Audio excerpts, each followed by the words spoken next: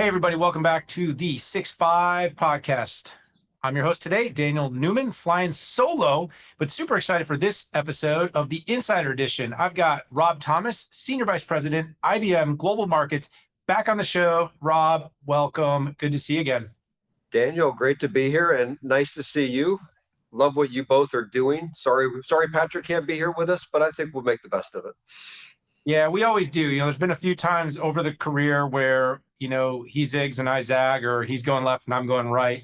But most of the time we are together. So it's always interesting to have these great opportunities to have conversations without, but you're absolutely right. We will. And by the way, we were both together just like a week or two ago in New York City, where I got to watch both of you on stage together. I won't tell you who was better, Rob, right now, but I did see both of you pretty much go back to back on the stage.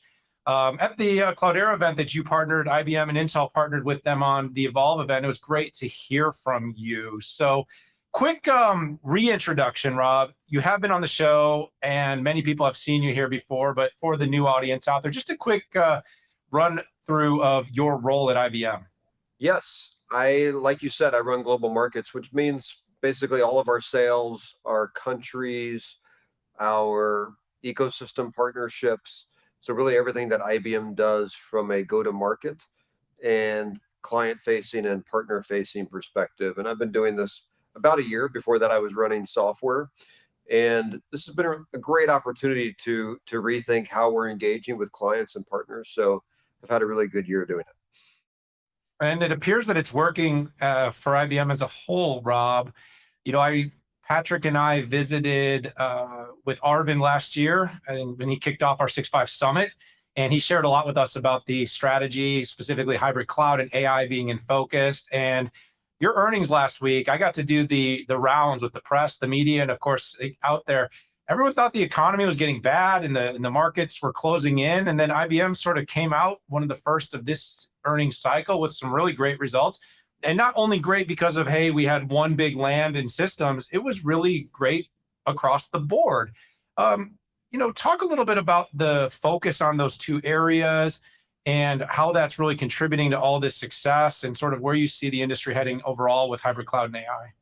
Well, I appreciate you mentioning that. We're really excited to get some positive points on the board. That's 2 quarters in a row now of double-digit growth at constant currency. And I think that probably surprises a lot of people who didn't really see IBM as a double-digit grower. But I think it kind of speaks to focus. I mean, on Arvind's first day, he said the strategy is going to be hybrid cloud and AI. And that makes everybody stop and think, wait, am I doing that? And as I've told our teams internally here at IBM, the great thing about IBM is that a focused IBM can do really good things. And so rallying everybody behind, we've got to be number one in hybrid cloud. We have to be number one in AI. How does that connect to your job? How does that connect to how you're working with clients or you're working with partners? It's been a galvanizing force. And you look at how the market's reacted to it. 4 years ago, I'd say most people didn't even acknowledge the notion of hybrid cloud. It was everything's public. At this point, I don't really talk to a client that's not thinking about public cloud, private cloud, multi-cloud, hybrid cloud. And so that's a discussion everybody wants to have. And AI is, I would say, finally coming into a level of maturity where it's not just the early adopters doing it. And we can talk about that a bit as we go. It's, in our recent survey, it looked like adoption was pushing up towards 30%, a little bit north of that. And I think this is going to go faster from here, is my instinct. And so we kind of invested behind 2 big trends, hybrid cloud and AI. The world seems to be moving in that direction. And so maybe that's why the results are improving, which is great to see. Yeah, the focus is definitely starting to, be well understood. I think there's still an opportunity, Rob, for the market to better understand and appreciate. I've had a ton of press asking me, especially, we're in another week of big tech earnings. And I keep pointing back. I'm like, look at IBM. I'm like, there seems to be this bifurcation. If you're heavily weighted to the enterprise and you can help companies actually execute on the transformation initiatives that sort of got accelerated, but in some ways got a lot of just endless resources thrown at them during the pandemic, because when it was happening so fast, they were hiring and hiring. But a lot of companies, they want to use AI. They want to move to the cloud. They want to automate things. And they didn't get to that immediately because they were trying to move so fast to keep up with customers. As the economy slows a little bit, there's more and more data that's indicating that these companies are going to turn back to those projects, meaning CapEx, OpEx spending on tech could actually be much more resilient, while some of those consumer and device areas, those may have a more difficult near term. But you said something there, Rob, that I really think warrants a little bit more explanation. You talked about how hybrid cloud is now sort of ubiquitous. Everybody gets it. AI, though, I think we're talking about it a lot, maybe because of things like Siri on our phones, but I'm not sure that it's really fully made it from the boardroom to production yet, and that companies are fully taking advantage of the opportunities. What do you think standing in the way of companies moving as quickly with AI as you see them moving with hybrid cloud? Part of it may be maybe it's a fundamental misunderstanding that AI is something that stands on its own. And let me say it this way: when we talk about hybrid cloud and AI, we then say we bring that to life with clients who are focused on data, automation, security, how you manage applications or data across multiple clouds. AI is actually an ingredient in all of that. So it's not like something that you do in addition to that. It's actually become an ingredient in each of those. So maybe there's just a base level misunderstanding that this is not something different. It's about how you do cybersecurity better. It's about how you do automation better. It's about how do you run multi-cloud or hybrid cloud better. I think that's one. I'd say two, maybe a little bit counterintuitive. AI is actually kind of boring if you think of it that way in the enterprise. And what that means is a lot of the use cases that we started with of, hey, it's going to change the whole industry, change the whole world. Like the reality is the use cases that are happening now are a little more boring than that. It's, I'm going to manage multiple instances of an application across clouds without having to hire 100 people to do it. Or I'm going to organize and catalog my data, understand all my metadata, be able to make decisions without having to hire an army of data stewards who are just doing data matching all day. This is about making our current teams more productive, more efficient, in many cases enjoying their jobs more. Nobody really wants to go match a bunch of data sets. So the idea that when I say AI is boring, it's like really practical things that companies need to do, but maybe it's not the thing that gets headlines. But I think that's, if you think about kind of a hype curve, that's how these things go a lot of time. There's a lot of hype. Hey, it's going to completely change the world. We're going to have flying cars. And then it's like, hey, maybe this just makes what we do today dramatically better, makes all of us more productive. We can serve clients better through using AI for customer service. We can do better financial planning and budgeting. You can think of a lot of these different use cases that I think are fairly practical. And the moment that a client makes that connection that, hey, it's not just something different. This is about very practical applications to run my business better.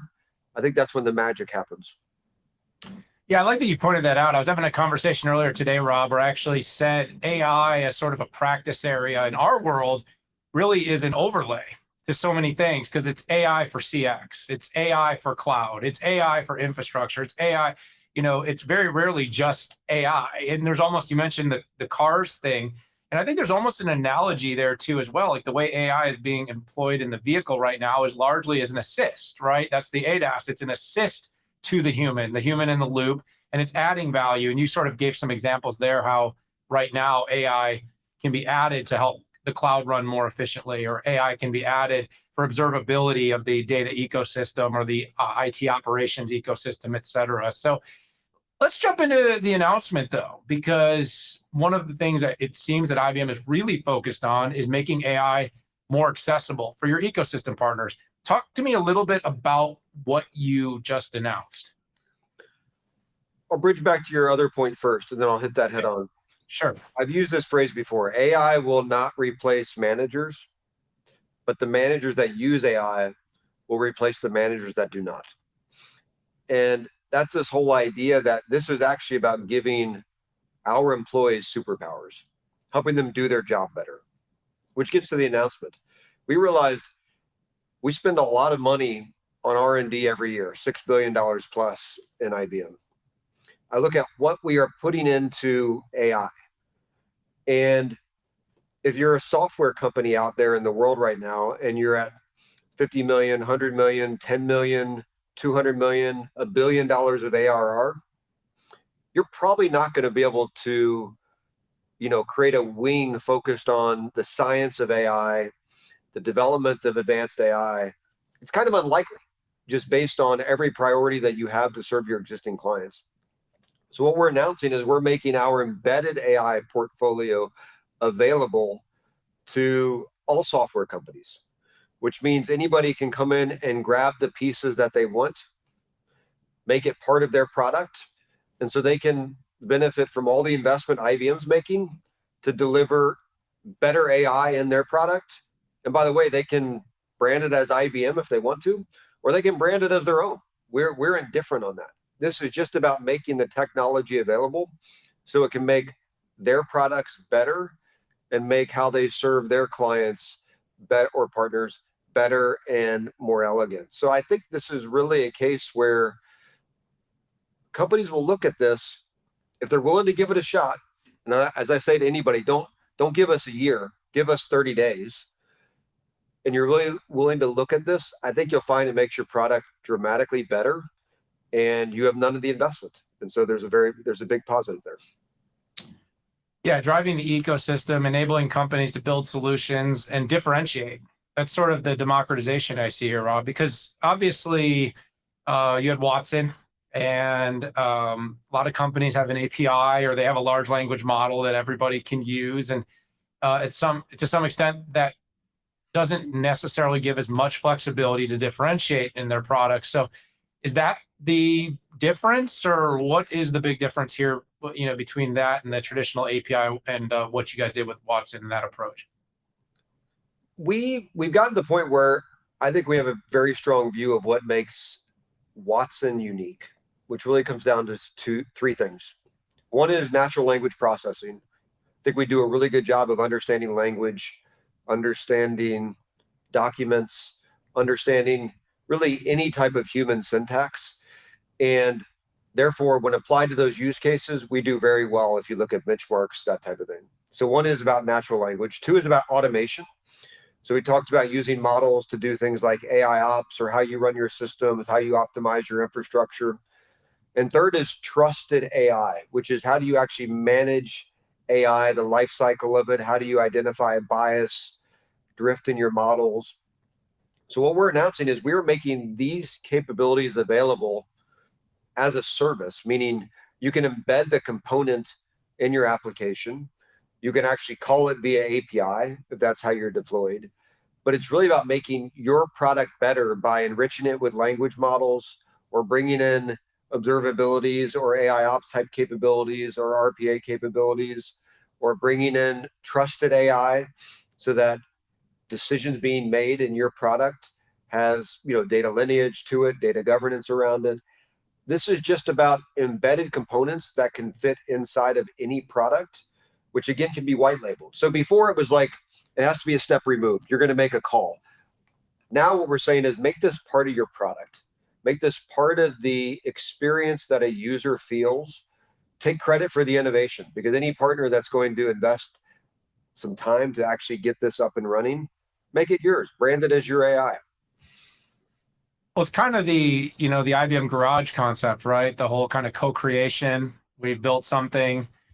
Our ecosystem has the opportunity to make it better, to innovate. And of course, you will learn from the innovations and the partners and what they do with it. And they will learn and be able to take advantage of the huge investment that IBM makes at the research level. I see a pretty symbiotic thing there, Rob, happening. And I think that's what ultimately becomes the force multiplier. And IBM has the opportunity to truly start to stand out as a differentiator in the world of AI, as an enabler of building the applications of the future, and doing so in a way that truly enables companies to take advantage, like I said, of your capabilities, but also to be unique in what they do and not just do what everyone else is doing. So you add your sauce, right? It's like a burger is a burger, a chili cook-off, right? I mean, I hate to use simple analogies like that, but the chili cook-off, everybody made meat or chili sauce, but in the end, someone wins because they figured out a way to make theirs just a little bit better or spicier. Um, Everybody likes, Rob, to hear kind of the real world examples, and IBM tends to generally make announcements like these with partners and with customers. Is there anything you can share right now in terms of how customers or partners are going to apply this? Some interesting use cases. Ecubot, which is actually an investment firm who's using models built in Watson to actually look at market movements, trading decisions, investment decisions. That's built right into their investment product that they deliver to others. There are a couple examples I would love to share with you that I can't quite yet, but as these come out over the next few months, I think some people will be surprised at some large software companies that have decided partnering for this capability is a better way to get quick time to value for their clients. So I'll have some more announcements for you coming up soon. But we're really excited about the progress we've made in the last year. Hope you notice we're doing something different here. We've spent a year of working diligently at this before we're announcing it. So we've got, I think there were 5 companies mentioned in the press release that have already adopted this. There's quite a few others that we'll announce as we go here. We wanted to make sure this was really working before we made it generally available and brought people along. And so now, as of today, it's available to anyone. Yeah, I expect we'll hear more about those partnerships, whether it's going to be the breakthrough innovations or the big partners. I've seen more cooperation in tech over the last few years as we saw the acceleration of the pandemic, the challenges the companies had. And I think that there's a lot of truth, Rob, to that sort of high tide rises all boats in tech. And I think we're seeing that a lot. So I think it's encouraging, and I'll be personally very interested to watch how the partner ecosystem adopts this. And I'm sure we'll be talking about either with you again sometime or Pat and I will talk about it on one of our 6-5 weekly shows. I want to go back. Thanks for giving me the heads up on the announcement.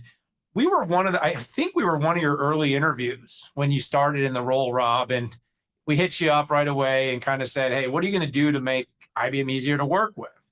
And you gave us a few ideas, but I think it was so new. You were like, "Hey guys, do me a favor and give me a minute. Let me settle into the role. Let me figure out my plan." And now you're a year in. Talk to me a little bit about kind of how that's gone and where are you, and can you give me that update now? We've done, I would say, 3 big things in the go-to-market. Number one was we got everybody in IBM focused on consulting or technology. So less of, I'd say, people jumping between the two, because clients were saying, we really want expertise from IBM. So that was number one. Number two is we built a team called client engineering. This is a pre-sales team. These are hands-on engineers. And this is because clients were telling us, we want you to engage a different way. We think IBM has great technology. We think you have great talent, but we don't see that if we just get PowerPoints in a sales cycle. So we've completely changed how we engage through things like client engineering, which is, again, early in the sales cycle, coming in and proving out technology. It's show, not tell.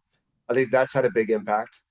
Third is we created a team called customer success. This is post-sales. So when a client buys a product, they get a customer success manager whose only job and only incentive is to make sure that that client loves the product. They get up and running quickly. They're using it. They're understanding new features as they come. These are 3 pretty fundamental shifts. And you may say, hey, IBM was late to the game on those. That's fair. But it's never too late to do the right thing, I would say. And having a client engineering team, having a customer success team, I think has totally changed perception. Now, I do still talk to a client every week who says, I haven't heard of that, because sometimes it takes a while for this stuff to, to flow through in all the countries in which we operate. But I think it's really a fundamental shift in terms of how we engage. It's a little bit of going back to what made IBM great. If you think back many years ago, go all the way back to the 70s, That was what IBM was always best at, was technical skill to help a client solve business problems. That's really what we've gotten back to. And I think it's certainly having a positive impact. Yeah, you had a lot of challenges and opportunities. A world of acquisitions. I mean, big entrances into markets, the focus on hybrid cloud and AI, but also number of investments in things like observability, which is a huge growth market. And now you have to figure out how do you integrate, implement, and scale, and make the entire ecosystem invest and spend more. That was a big thing. And of course, the company's also deepened its partnerships with some of the big hyperscalers. Those have been really exciting announcements, Rob, but also a little bit of a shift of direction, right? Where IBM basically said, we believe IBM plus AWS is better for a customer, as opposed to, hey, we're going to try to compete head to head on, the cloud. We're going to go in together. And that kind of collaboration and cooperation was what I was talking about before. So congrats on all the steps. Sounds like there's still work to be done. Let's ask a little bit of a fun question to wrap this interview up, Rob. All right, we're coming to the end of 2022. I can't believe this, because I literally remember the interview we had a year ago like it was yesterday. We're aging quickly. What do they say? The days go slow, but the years go fast. Yep. So as we close out 2022 in your first year, kind of what are you most proud of, and what can you share about what your direction is going to be for you, your team, and IBM in 2023? Look, I'm most proud of getting IBM back to growth. And it wasn't me, it was the whole collective IBM team. But double digit 2 quarters in a row, I think, is a good sign. Doesn't mean there's not more work to do, but I think the world is better with a strong IBM. So I feel really good about that. In terms of what's coming, this is going to be boring. It's going to be more of the same. We're not changing the strategy. We're hybrid cloud and AI. We're going to double down on data automation and security and hybrid cloud to support that. We've got a great team of consulting, IBM Consulting, delivering, business transformation, hybrid cloud services. So it's going to be boringly consistent, which I think is the most important thing for us right now, which is we had to find ourselves. Where do we really fit in helping clients as they go through digital transformation, as they're working through multi-cloud and hybrid cloud? So don't want to change any of that. Want to keep going, do more of it, more client engineering, more customer success. We're going to keep doing the things that people seem to be responding positively to. And then we double down on working with partners. Back to your point, we have built a great relationship with both AWS and with Microsoft, running our software on their cloud, infrastructure, consulting partnerships, working with large other software companies, SAP, Salesforce, Adobe, to name a few, working with other global systems integrators, Accenture, Deloitte, E&Y. This is really about IBM becoming partner first in everything that we do. So we're going to continue that as well. Well, Rob, that's really exciting. And let me tell you, you said boring, I said exciting. Why did that happen? Because I think the street and I think your customers are all really thrilled to see a double-digit growth at constant currency IBM.